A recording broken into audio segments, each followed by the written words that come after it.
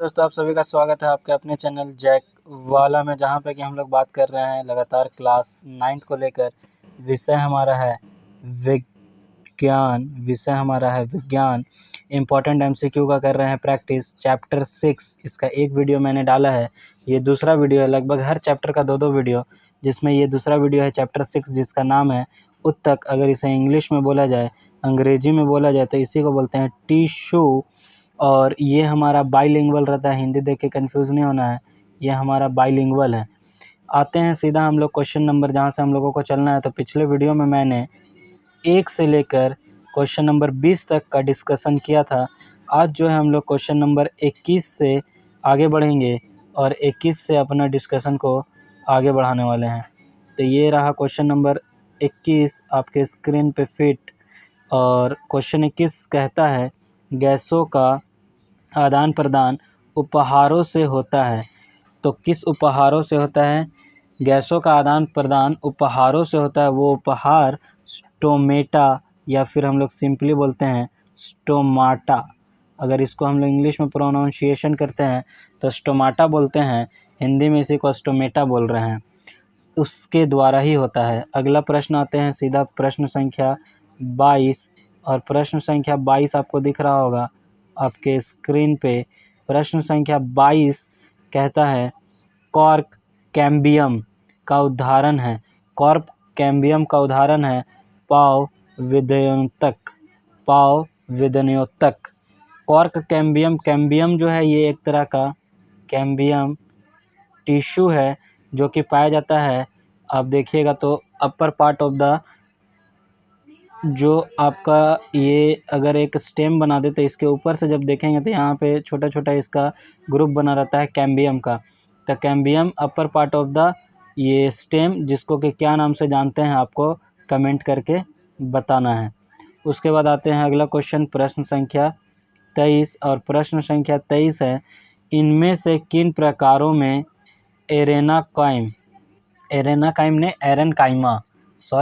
इनमें से किन प्रकारों में एरेनकाइमा पाया जाता है? तो एरेनकाइमा इसमें एक्सचेंज ऑफ एयर्स की बात ज़्यादातर होती है, और ये हो जाएगा लवण युक्त माहौल में जाने वाले होंगे। जो लवण युक्त माहौल में जाने वाले होंगे मीन्स सॉल्टी, मतलब समुद्र हम लोग बोल सकते हैं, उसमें कहीं ना कहीं एरेनकाइमा का कॉन्सेप्ट लगता है। लवण युक्त मतलब सॉल्टी। उसके बाद आते हैं हम लोग प्रश्न संख्या 24। और प्रश्न संख्या 24 हमारा है आपके स्क्रीन के ऊपर, जो कि थोड़ा लंबा है। अब ये पूरा एडजस्ट हो गया, और पूरा एडजस्ट होने के बाद ये दिख रहा है इनमें से कौन ऐसा सरल यांत्रिक उत्तक है जिनमें लिग्निन नहीं पाया जाता है? तो लिग्निन किस में नहीं पाया जाता है? तो कोलेनकाइमा जो है उसमें लिग्निन नहीं पाया जाता है। ये सब वन लाइनर क्वेश्चन है, आपको सीधा याद रखना है, इसलिए मैं ज़्यादा डिस्कस भी नहीं कर रहा हूँ। उसके बाद अगला प्रश्न डैश पादप का जटिल अस्थाई शोथ है। स्थाई शोथ किसका होता है? तो डैश, इसका आंसर जो है यहाँ पे गलत दिया हुआ है, और दोनों पादप का जटिल अस्थाई शोध है, ऐसा नहीं हो सकता है। तो ये क्वेश्चन को आप लोग नेगलेक्ट करके चलिए, क्वेश्चन गलत दिया हुआ है। उसके बाद आते हैं क्वेश्चन नंबर 26। और क्वेश्चन नंबर 26 आपको दिख रहा है आपके स्क्रीन पे। डैश पाइप में एलोएटिक एसिड तो नाम पहली बार मैंने सुना है कि अपठित होने से बनते हैं। तो कुछ क्वेश्चन जो है इसमें गलत भी दिए हुए हैं, ये आप मान के चलिए एकदम 100%, क्योंकि एलोएटिक एसिड तो कोई एसिड का नाम नहीं होता है।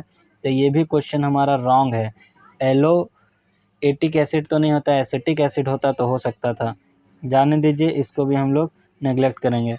क्वेश्चन नंबर 27 जो है ये सही क्वेश्चन है, और ये दिख रहा है सोवरिन श्रेणी के पदार्थ जमा रहते हैं।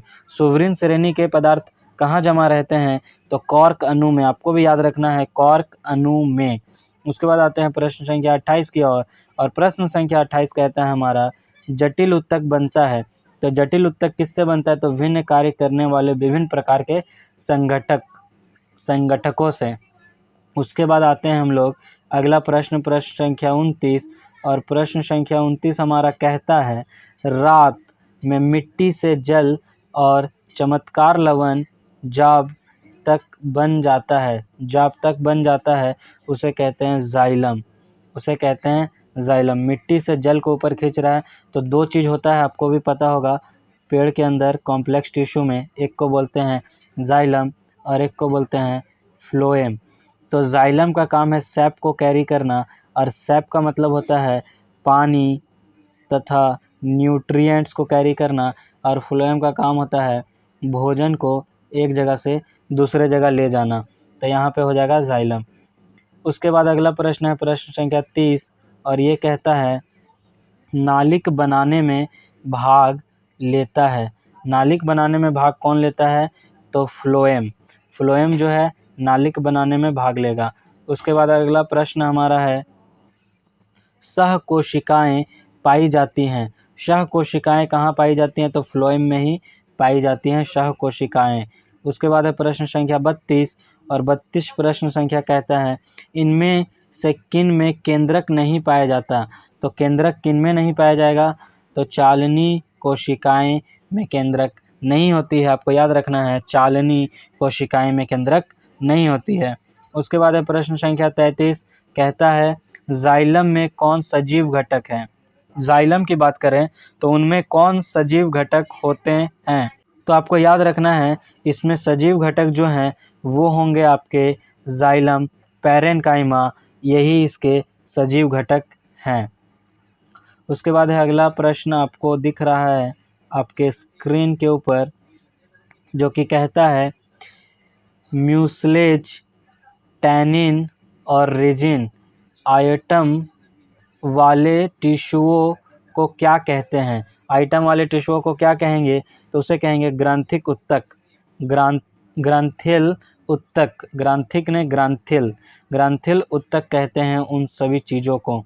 उसके बाद है अगला प्रश्न प्रश्न संख्या 35,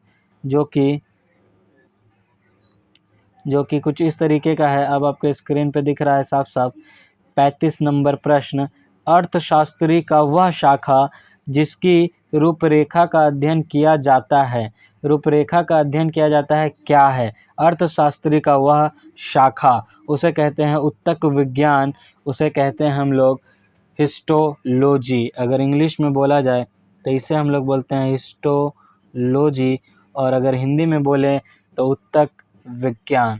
उसके बाद आते हैं प्रश्न संख्या 36, और प्रश्न संख्या 36 ये भी हमारा स्क्रीन के ऊपर फिट है, और ये कहता क्या है? शरीर की सतह और अंगों की ऊपरी सतह को स्थिर करने वाले टिश्यू का क्या नाम है? शरीर की सतह और अंगों की ऊपरी सतह को स्थिर करने वाला टिश्यू का नाम क्या होगा? टिश्यू मतलब उत्तक, और उस उत्तक को हम लोग बोलते हैं एपिथेलियम। एपिथेलियम टिश्यू समानव्य इसका दूसरा नाम है। उसके बाद आते हैं अगला प्रश्न संख्या 37, और प्रश्न संख्या 37 है मूत्र बनाने वाली योनियों में जाती है। तो योनियों में क्या जाती है? तो ये है घनव परिवार, घनव परिवार। उसके बाद अगला है प्रश्न संख्या 38, कैरेटिन संश्लेषण किस उपकला उत्तक में होता है? किस उपकला उत्तक में होगा? तो स्तरित समानव्यक। समानव्यक आया है मतलब यहाँ पे आप एपिथेलियम का बात कर रहे हैं, एपिथेलियम याद रखना है। उसके बाद है प्रश्न संख्या 39, और प्रश्न संख्या 39 हमारा कहता है जंतु के रक्त के प्लाज्मा में नहीं पाया जाता। क्या नहीं पाया जाता है? तो याद रखिएगा, उसमें प्रोथ्रोम्बोप्लास्टिन नहीं पाया जाता है। प्रोथ्रोम्बोप्लास्टिन नहीं पाया जाता है। हालांकि धामीन, इस क्वेश्चन का आंसर मुझे कहीं ना कहीं डाउट है। आप कमेंट करके बताएं कि क्या आंसर सही होना चाहिए। मेरे ख्याल से ये धामीन होना चाहिए, क्योंकि प्रोथ्रोम्बोप्लास्टिन, फाइब्रिनोजिन और एल्ब्यूमिन ये जो है प्लाज्मा में शायद होता है, तो मेरे ख्याल से धामीन। आप कमेंट करके ज़रूर बताएं क्या मैं गलत हूँ या सही। उसके बाद है प्रश्न संख्या 40, कहता है केंद्रक स्तनपायी के लाल रक्त कणिका में पाया जाता है। तो पाया जाता है वो क्या है? तो वो भ्रूण अवस्था में पाया जाता है। केंद्रक स्तनपायी लाल रक्त कणिकाओं में पाया जाता है। कब? भ्रूण अवस्था में। उसके बाद वो मैच्योर होने के बाद ख़त्म हो जाता है, परिपक्व होने के बाद। जय हिंद। आई होप आपको समझ आया हो। नेक्स्ट वीडियो में हम लोग इसके आगे कवर करेंगे।